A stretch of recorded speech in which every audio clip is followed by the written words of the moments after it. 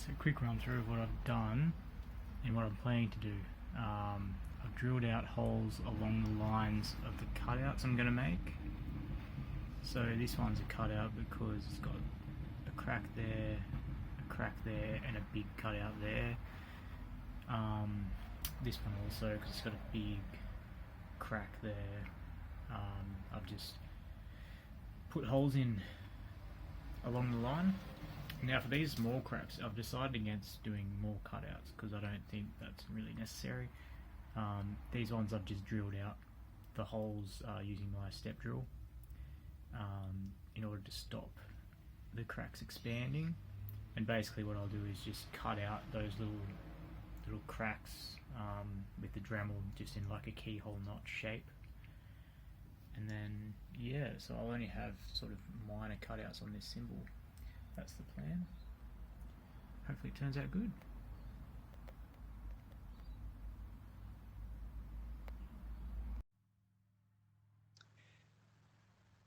So as you can see, I've with the cymbal of this much damage, typically the goal would be to cut down the diameter to just remove that whole piece of the cymbal that's actually damaged and cut it down to a smooth edge.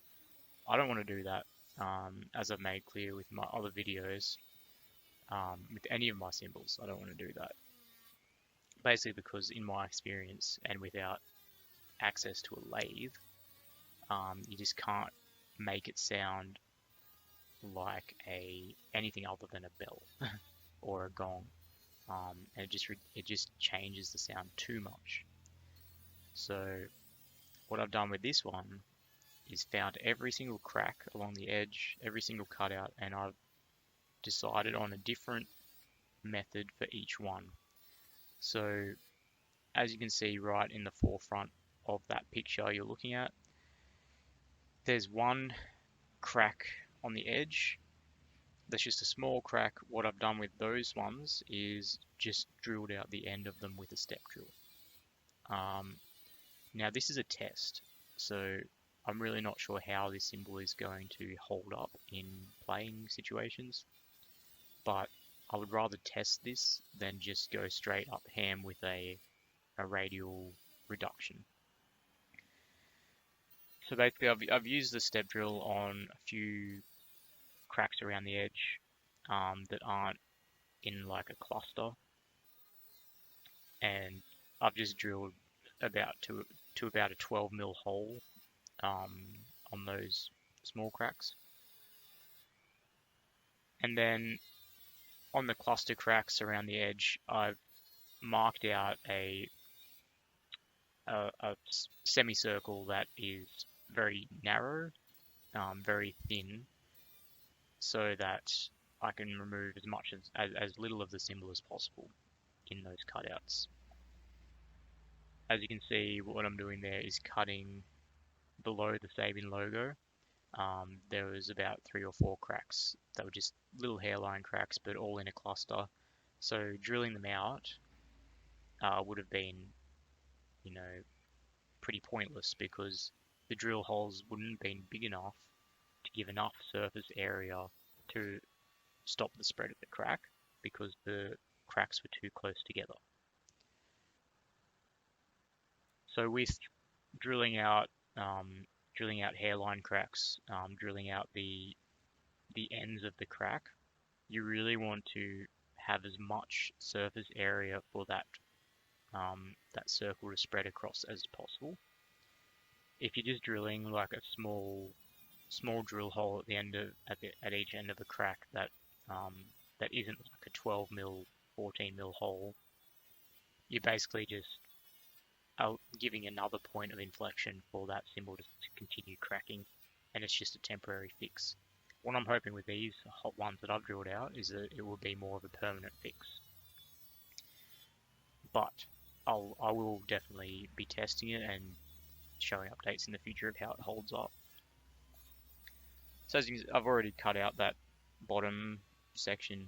I'm using the pilot hole method again on this one. It's making the cuts very quick. So definitely a fan of this technique, especially in my situation, I don't have a a workshop or an area where I can make a lot of noise consistently. Um, it's just it's the situation that it is in Australia. It's very hard to find space on a budget. Um, so with the situation, this is definitely a method I would recommend if anyone has issues with space or with proximity of neighbors, noise restrictions, anything like that. This is quite a good method because it's very quick, it's very easy, and it makes very little noise, especially in comparison to using an angle grinder or any other power tools.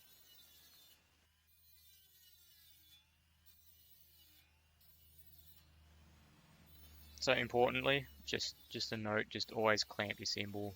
Um, the amount of times I've seen someone on YouTube or someone posting a video where they're just doing the cymbal repair job without any safety equipment, without any clamping or anything like that. It's just dangerous. It's just silly. So don't do that. Make sure you use your clamps. Clamps are so cheap. Just go get a clamp. Clamp down your cymbal. Um, wear your eye protection. Wear earmuffs. You know, who cares if it looks silly? It's really important to do that because it'll be the one time you don't, and something will fling up and hit your eye. Something, you'll burst an eardrum for some reason. I don't know. Your cymbal will fall off and crack again. You just don't want that.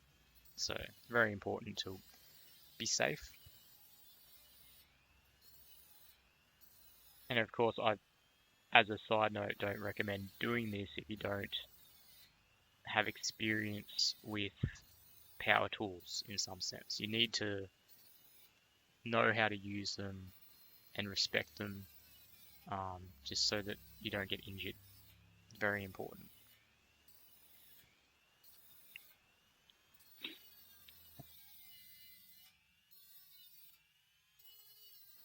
So this is the second cutout that I'm doing here, another drilled out cutout. It's very close to those other two holes, as you can see just below that crack. So this is another test um, that I'm doing, is seeing how the proximity of those cracks affects the durability of this repair. I'm assuming that when playing this cymbal, you'd be playing it on the right hand side there, where there's no cracking. Likely the cymbal would naturally fall to that position on the stand because that's where most of the weight is. Well, that's where more of the weight is. It is an unbalanced cymbal now because there's more cut out from the left hand side. So I wouldn't imagine that this area here, as you can see in the bottom, would be played a whole lot because it would typically be at the top of the cymbal away from where you're playing. So I'm starting on the third crack here. This is a job where I'm just trying to get it done quick. And without breaks, so this is a good indication of how long it would actually take in real time.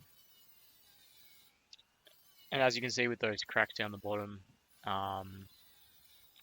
the one on the left I've drilled out, I've dremeled out, I've cut out into one big hole, almost like a bow cutout,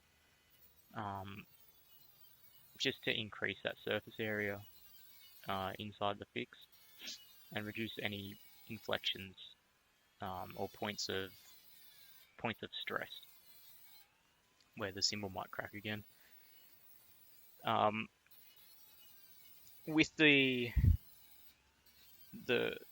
connections from the hole to the edge of the cymbal, where the crack is spread from, I do end up drilling those. Dremeling those out, so that there's no contact of the crack.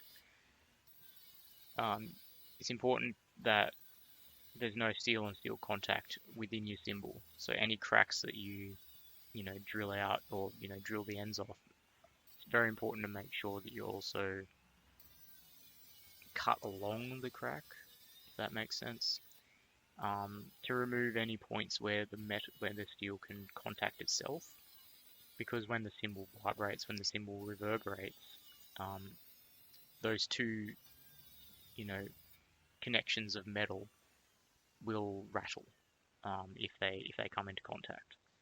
So very important whenever you're repairing cracks, just make sure there's no steel on steel contact, because that defeats the purpose. It won't sound like it hasn't been repaired.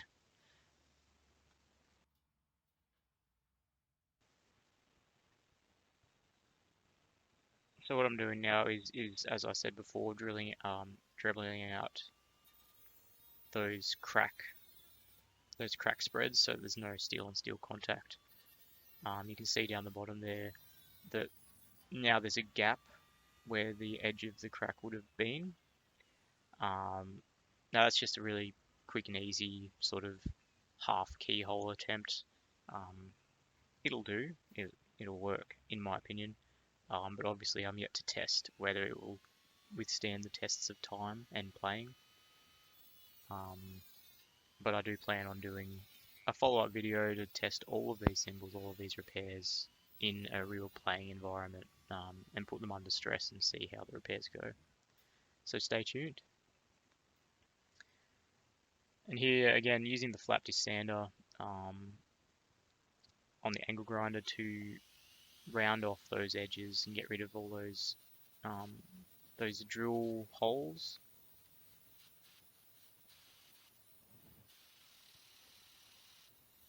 It's a very quick process with this flat disc sander. It takes, hardly any time to remove that rough edge.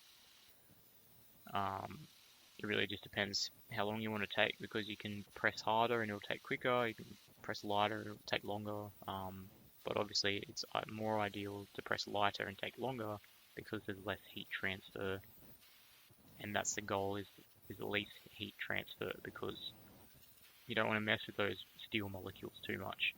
It'll make the metal brittle, especially B20 bronze. It doesn't like heat.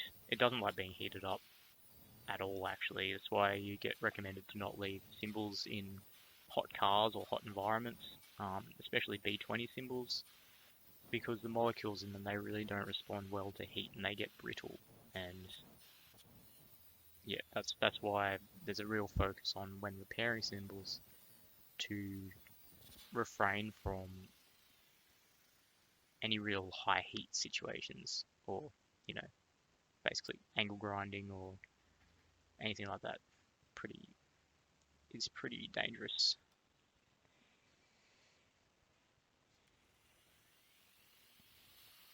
So last flat disc sander, doing the rounds there.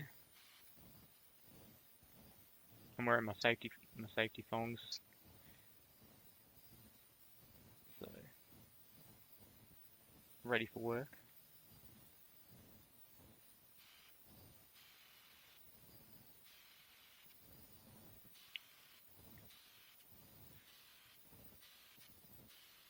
And yeah, really important when you're sanding off to get those outside edges of that cutout, to make them rounded as well, because with any cutout, you don't want any points, you don't want any sharp edges.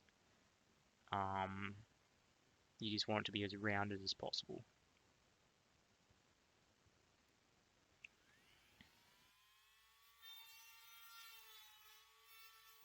And I really hope that a lot of this works, because it'd be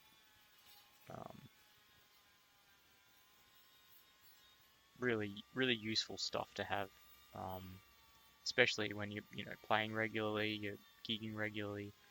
It's very expensive, and unless you're in a massive band or you're getting decent pay for each gig, it's an expensive hobby. You don't want to be forking out for new cymbals all the time. Obviously, if you're always cracking cymbals, you've got to look at your technique a little bit, but this is the finished product. Bar a little bit of sanding. This is how it sounds.